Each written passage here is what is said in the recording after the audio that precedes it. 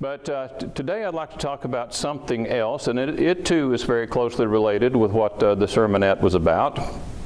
I'd like to begin by telling you about an experience I had several years ago when I was having very severe headaches.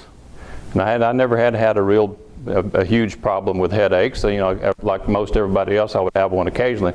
But I had these intense headaches in the back of my head, so much so that it was just so disabling. I couldn't do my work. Just trying to drive, it was so intense, and it was daily, and I was worried. I wonder if I've got something going on here real serious, I don't know. But it turned out to be what it was called cervicogenic headaches. In other words, it's coming from the neck due to herniated discs and bone spurs and arthritis, getting old. So anyway, what I was going to tell you about though is when I was having tests to determine what that was, I went to have an MRI because that's the best way to actually see what's going on in there. X-rays won't do it. They might tell you a little bit about the bone spurs and things like that, but they need to look at the soft tissue, so you need the MRI. So I went there, and there was the tube thing that they put you in. And I knew I was going to have to lay in there for, 30 to 40 minutes or something like that, and listen to all that pleasant noise the whole time.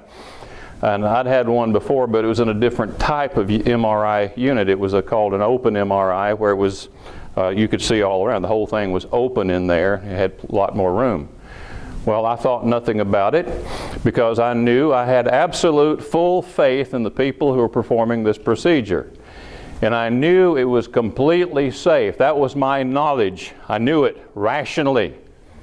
With my rational mind, I looked at this thing and I knew I was going to be laying inside there. The air circulation was plentiful. There's no problem. And see, with my rational mind, I knew that. I had complete faith in everybody that was working with me on it. And then when they laid me back and then put me in there, I panicked. That's not something a Jedi is supposed to do, But I panicked, and they pulled me out of there, and they explained to me that this is not uncommon. And I said, believe it or not, it happens more frequently than with women. That's probably because men, on the average, are larger. And see what happened when they drew me into that thing, put me on the little table thing and put me in it, automatically rolls you in there. Then my shoulders scrubbed the sides. And I looked, and looking at that, I said, they're stuffing me in a tube. And I panicked, and they literally got me out of there, and they told me I could go to the open MRI and have it done there. Or, they could give me a shot and sedate me and put me. I said, no. So we're going to do this. We're going to do this now. And so I just got my mind off of it. And when they put me there, I'm thinking, the thing is open. You can see all the way through. I'm not going to smother. I'm not going to die in there. If I do, it'll not be from being in there. And so, I got my mind off of it, just didn't think about it at all. I've always been a little bit claustrophobic. And but anyway, so they put me in there and went through it, and it's just fine. Now here's my point. The point is this, that my belief and my behavior don't always align. You see, what I believed that everything was completely, absolutely safe, and I know to this day that it was, and I had absolute faith in the procedure and in the people involved in it. And yet, my behavior would tell you otherwise. So what does that say? It tells you that our actions are not always compatible with our belief. And that's a fact. Our actions are not always compatible with our belief. And we would do well to analyze that, to think about it, and understand why our actions are not always compatible with our faith. You ever know anybody that professes faith in the Scriptures? They believe in the commandments of God. They believe Jesus Christ came and died for the sins of the world, and yet their behavior is not compatible with that? Have you ever detected that in you, perhaps? A little bit of that at some point? I see some heads wagging back there. Yeah, I think most of us can. Why is that? What happens? You know what it comes down to? It's all about a purely emotional reaction. Now you might think that our rational mind is always in charge. That the rational mind, what we believe, is always going to determine behavior. But that's not the case. That's not the case. Sometimes this emotional reaction can override the rational mind.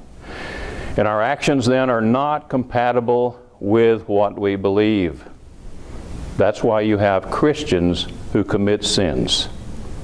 And that's something we need to analyze. We need to think about that. Because once we get our minds around that, and every time we do begin to get into a situation where emotion is overriding the rational mind, and we're thinking about acting in a way that is incompatible with belief, then perhaps we can begin to do something about it rather than find a way of justifying it. Nobody here has ever found a way of justifying anything, have they? No, that's good. I'm glad none of you have. Yeah. Well, I'd like to give you a couple of biblical examples about this phenomenon. It's not only do we experience it, but the people of God in times past have experienced it as well. Turn over to Hebrews 11 first of all. Let's take a look at Hebrews the 11th chapter. This is known as the faith chapter. I want to look at one verse and then go to the original verse that this is taken from, that this is referring back to. Hebrews chapter 11 and verse 8 says, "By faith Abraham obeyed when he was called to go out to the place which he would receive as an inheritance. And he went out not knowing where he was going." So here the writer of Hebrews tells us that Abraham, when God says in Genesis 12, "Go out to this land that I'm going to show you, and I'm going to give it to you as an inheritance," and he tells him he's going to have seed, that is children, offspring, even though he's moving on past the age for that. He said, "Nevertheless, your seed will inherit this land and grow great in the land." And it goes on to say, "And in you all the families of the earth will be blessed." Well, let's go back at Genesis 12 and take a look at that. And let's see what what was actually promised and what Abraham did. You see the promise there. It's in the first few verses. He says in verse 3, "I will bless those who bless you, and I will curse him who curses you, and in you shall all the names of the families of the earth be blessed." Now, we're told by the writer of Hebrews that Abraham believed God's promise. And that's why he up and left and went to the land, not knowing for sure exactly where it was when he was going. But because God told him to go, he went. That shows faith. He believed in God. He believed in the promise. Down in verse 7, it tells us more about this promise. "Then the Lord appeared to Abram and said, 'To your descendants I will give this land.'" This is after they arrived in Canaan. "I will give this land." And there he built an altar to the Lord who appeared to him. And so you see the promise here, and it was known by Abraham from this point, from the very beginning, that he was going to a land, that he was going to be a father of a great nation there, that his descendants were large in the land. Okay? Was it a question in Abraham's mind? According to the writer of Hebrews, I get the impression that Abraham believed it from the very outset. That's why he went. So at this point, his faith is completely compatible. I should say his actions are completely compatible with his faith. He believed God. And so he acted accordingly. But I want you to look at something that happens here in verse 10. Keeping in mind that God has said, "I'm going to make you the father of a great nation in this land." You know, that means that Abraham is going to have to be alive. He's going to have children in order to be a father, in order to have descendants. And yet look at what Abraham does in this instance, in verse 10, now there was a famine in the land, and Abram went down to Egypt to dwell there, for the famine was severe in the land.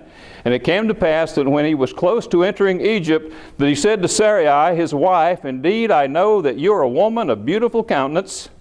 Therefore it will happen when the Egyptians see you, that they will say, this is his wife, and they will kill me, and they will let you live. Now, hold on a minute here. This is the father of the faithful. This is the father of the faithful. This is this example of faith that's held up for us.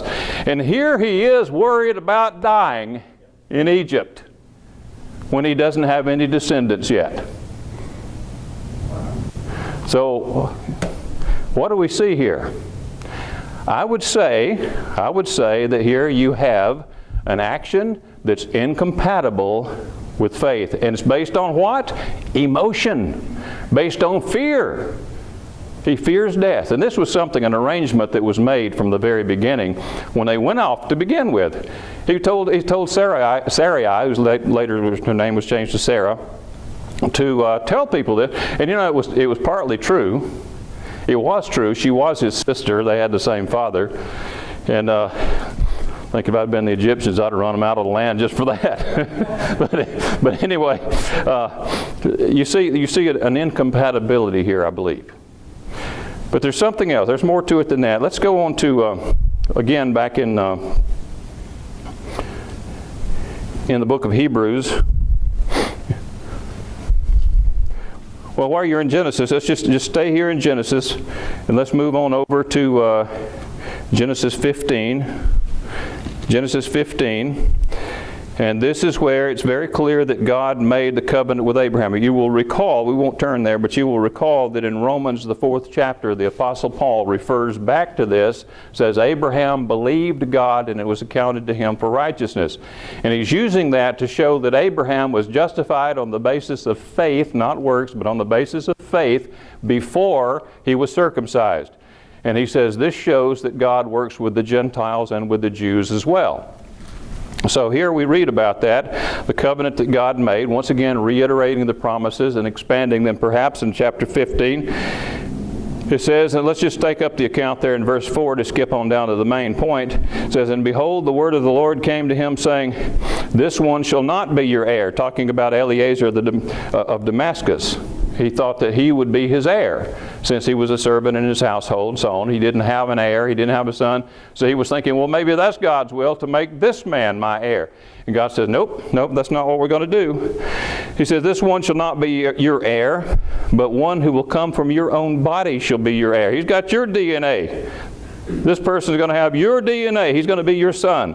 Then he brought him outside and said, look now toward heaven and count the stars, if you're able to number them. And he said to him, so shall your descendants be. So Abraham, you're going to have a bunch of descendants, and they're coming from you. They're not going to be adopted. Your son will not be adopted. Is it clear now what the promise is? At this point it is clear. And this is the next verse, is the verse that Paul uses in Romans 4 to illustrate that Abraham was justified by faith even before he was circumcised. In verse 6 says, and he believed in the Lord, and he accounted it to him for righteousness. So Abraham was declared righteous on the basis of faith. He was a man of faith. God had given him the promise. And you know what he did? After getting this promise, and after it says he believed God and he accounted it to him for righteousness. Well, move on over to chapter 20. Chapter 20. In verse 1, and Abraham journeyed from there to the south and dwelt between Kadesh and Shur and stayed in Gerar. Now Abraham said to Sarah his wife, she is my sister. Here we go again. And Abimelech, king of Gerar, sent and took Sarah. But God intervened, and then he prevented anything from happening. But it's happened again. Once again, he's worried. He's fearful that he might be killed if they know this is his wife. So they can take her. Some king or Abimelech or whomever could take her. But it works out okay. But he goes on to say, verse 12, but indeed she truly is my sister. She is the daughter of my father, but not the daughter of my mother. And she became my wife. And it came to pass when God caused me to wander from my father's house, that I said to her, this is your kindness that you should do for me. In every place, wherever we go, say to say of me, he is my brother. So, from the very outset, here the father of the faithful, this man of faith, this pristine example of faith in the New Testament, we see that his actions were not always completely compatible with his faith. And why is that? It was not his rational mind, not his rational thought, it was his emotions.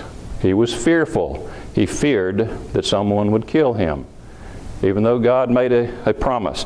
Now, later in life, I think we see some evidence that Abraham grew in faith.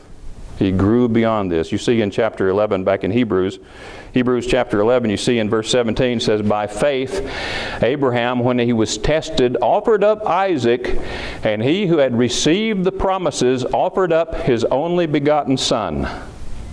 And you read about that back in Genesis 22. We won't turn back there, but you know the story. Of whom it was said, in Isaac your seed shall be called. Now get this, verse 19, concluding that God was able to raise him up even from the dead, from which he also received him in a figurative sense.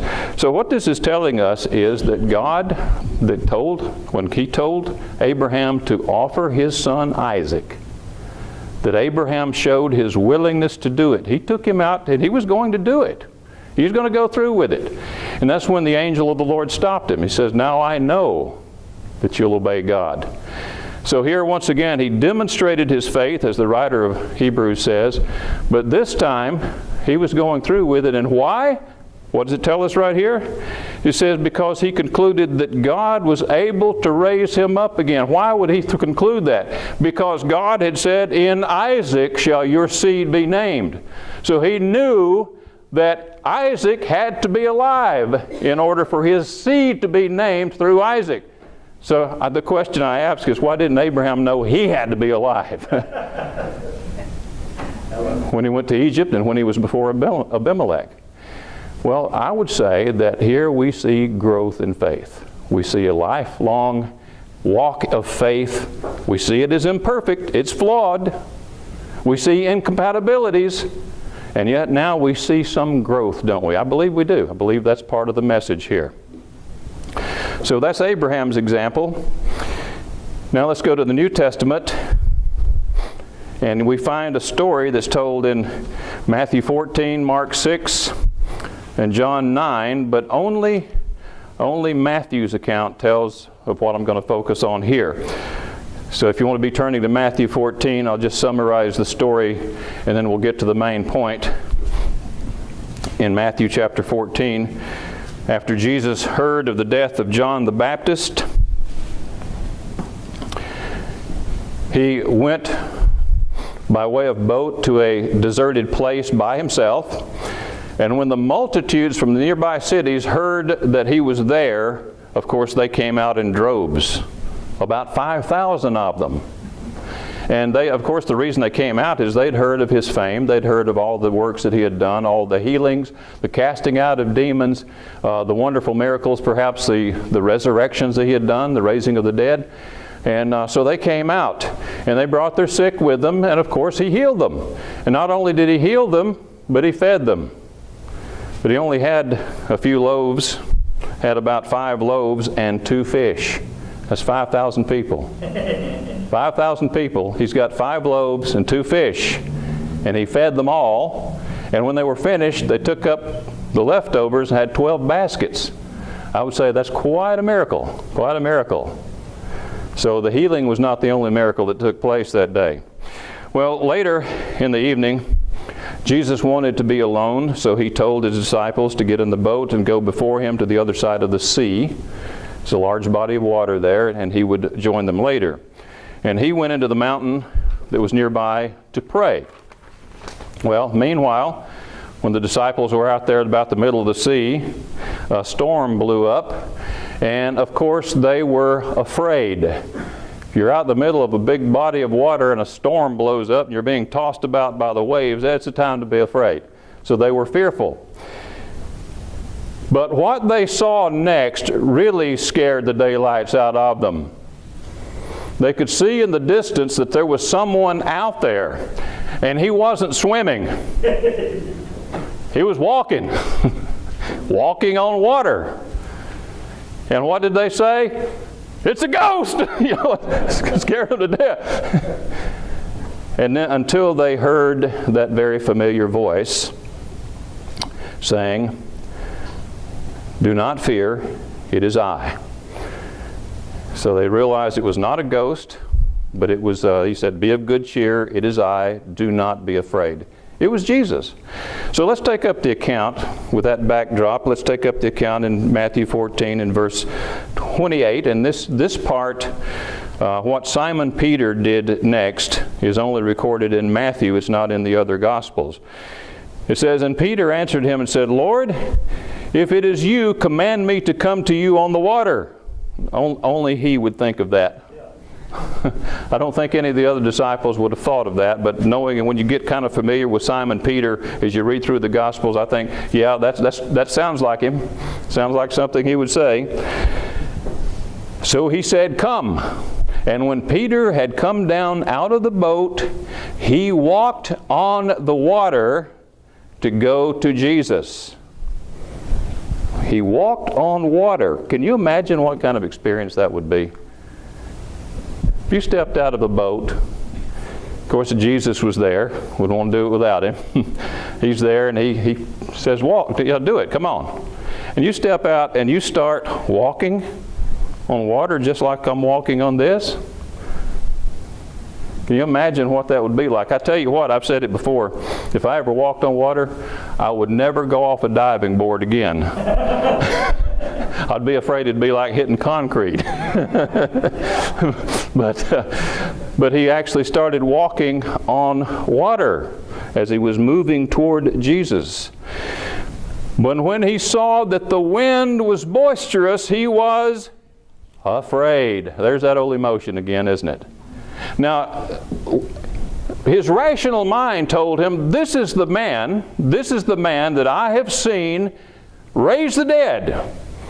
I have seen him perform one marvelous miracle after another, cast out demons, heal all kinds of diseases, command the storms and they stop. And now here he is walking on water. So his rational mind, his mind of faith, tells him, well, if he says I can do it, I can. That is rational, isn't it? You know, there's no contradiction between the rational mind and faith. Reason and faith, they go hand in hand, really. And so with his rational mind, he says, he's walking on water. If he commands me to do it, I can do it too. And he did. And he did. He was walking on water until he got to focusing on the boisterous wind and all that was going on around him. And at that point, he allowed his emotion, his fear, to override the rational mind, to override his faith. And what happened? Well, let's read it.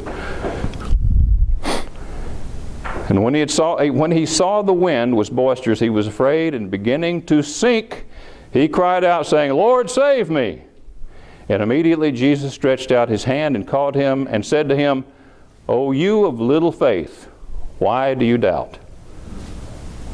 And of course, the lesson is there. He wants him to think about why he doubts. It's because he's reacting emotionally to his surroundings and not using the rational mind which tells him this is the Son of God. If he tells me to walk on water, I can walk on water. So once again, we see the same thing as we saw in Abraham's example. We see Peter's reaction here is not compatible with faith. The faith he had. If you just read a couple of chapters over, it's very clear, and to read through the whole gospel, it's very clear that even though these men had flaws, Peter and the others, they very clearly were men of faith. The reason they followed Jesus is because they knew this was the Messiah. In fact, in chapter 16, when Jesus says, "Who do you say that I am?" it was Peter who says, "You are the Christ, the Son of the living God." And he said, "Flesh and blood has not revealed this to you, but my Father in heaven." Peter was a man of faith, as Abraham was. And yet, you see here an action that is incompatible, to some extent, with his faith. And where does it stem from? Emotion. Emotion. It can override faith at times. It can override the rational thought and what your rational mind would tell you you should do and what you should think. Also in Galatians 2, I'd like to, speaking of Simon Peter, look at Galatians 2, and this is many years later. This is after his conversion, after the Holy Spirit had come, after the apostolic ministry was well underway, after Peter had seen many thousands come to conversion and receive the Holy Spirit. Here we find him, and remember, it was Peter who was Cornelius. Remember that? In Acts chapter 10, Peter was sent to Cornelius and went into the home and sat down with this uncircumcised man, and that was forbidden according to Jewish tradition. But God had shown him not to call any man common or unclean. But God poured out the Holy Spirit upon Cornelius and his household on that occasion, showing Peter and the other Jewish converts with him that he was now working, God was working with these people, though they were not Jews. They were uncircumcised. And don't call them unclean. And when he came back to Jerusalem, the Jewish converts there said, "We hear you went into a Gentile's house. Is this true?" He said, "Yes." And he explained why, and then they rejoiced. So Peter knows. He knows what God is doing. God sent him to Cornelius. And yet, here we see in Galatians, the 2nd chapter, Paul says in verse 11, "Now when Peter had come to Antioch, I withstood him to his face because he was to be blamed. For before certain men came from James, he would eat with the Gentiles. But when they came, he withdrew and separated himself." Why? "Fearing those who were of the circumcision. And the rest of the Jews who played the hypocrite with him also played the hypocrite with him, so that even Barnabas was carried away with their hypocrisy." So Paul uses some very strong language here in talking about what Peter did. Peter knew better. So once again, you see his action in this case was not compatible with his faith. I mean, God had revealed directly to him that these were not to be called common or unclean, so he should have stood his ground and resisted any opposition who wanted to tell him otherwise. But what did he do? He cowered. He acted in fear, and his action was therefore incompatible with his faith. So we see that this does happen even to the people of God. Even in the Bible, we see this does happen. So if you find it happening in your life, don't, you're in good company. You're in good company. But there is some important lessons here. It tells us that emotion can lead us to override what we know to be true in our actions. And fear is not the only emotion that can override our rational mind and lead us away from living in faith. There's also other things, the desire for power. Desire for power, desire for recognition, for fame, desire for money. Well, that's really another way of saying desire for power. Also jealousy, lust, greed, anger, all of those things. Those are powerful emotions. We all have them. But you know what? Those are also at the same time, those are good emotions. God gave us those, and the point is we can use them, not let them use us. We control them, not allow them to control us. And really what it comes down to, that's what living in faith, walking in faith is all about. And if you want to grow in faith, and strengthen the relationship with God, as Ken was talking about, you know how you do it? To grow your faith, be faithful. That's it. I don't have this secret formula I'm going to reveal to you today and tell you something you've never heard before or don't know. I'm going to tell you something you do know, and that is if you want to grow your faith, be faithful. That means that when you do come up with these emotions, when these emotions arise within you and would lead you into a different direction outside the parameters established by God's law, then you learn to control those emotions. You say no to the temptation to cave in to, say, fear or lust or whatever it may be. Use the old Nancy Reagan thing, just say no. Just say no. You know, that's good advice. Just say no. And understand that you may suffer some consequences.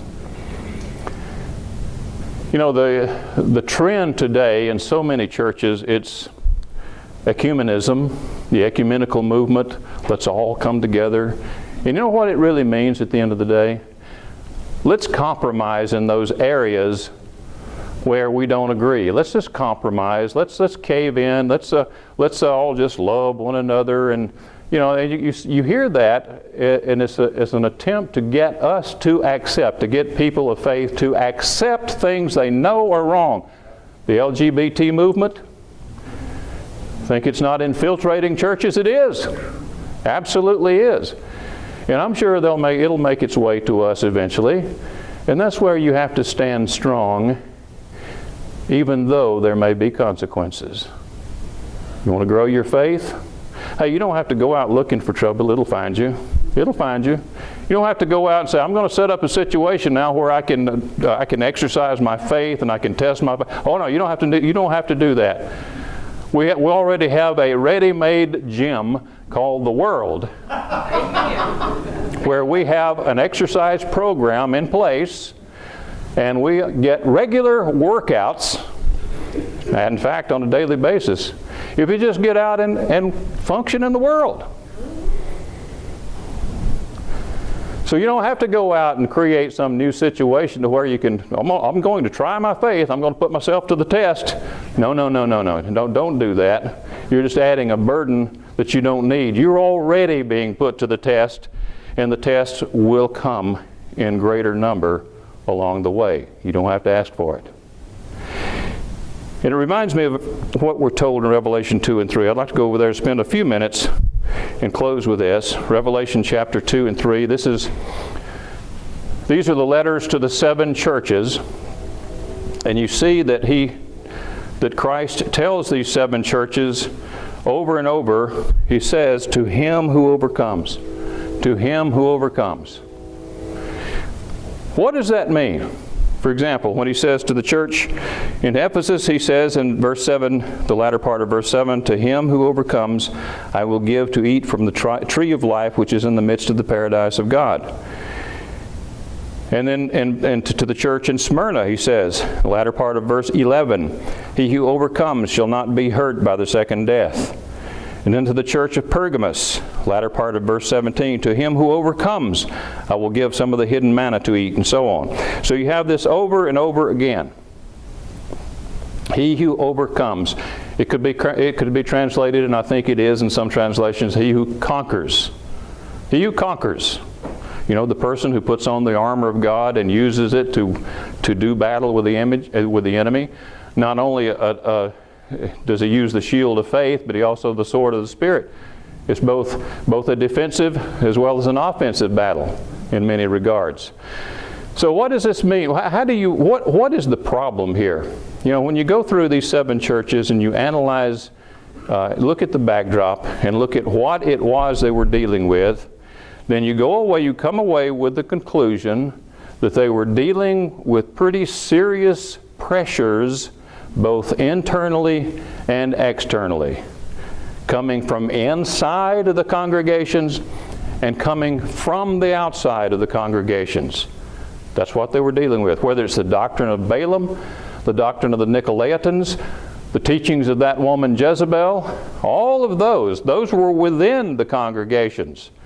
And they were putting pressure on the people to do what? To compromise. Because there were forces in the world that would have them go a way contrary to God's way. And these These had these special doctrines, the Nicolaitans, the doctrine of Balaam and so on. They were showing the people how they could compromise and claiming they could still have God's blessings. And see, this is what these 7 letters are about. He's telling them, no, you can't. You cannot compromise. He who overcomes, he who resists the pressure, is the one who will receive the blessings. You have the church in Ephesus there. It says they've lost their first love. You say, well, they're just lethargic. That's not really, what kind of pressure is that? They've just lethargy. You know, that is an emotion. And it can be one of the most difficult to deal with. When you're just worn out, you've beaten down, and you're tired. And you think, I don't want to try anymore. I just want to sleep.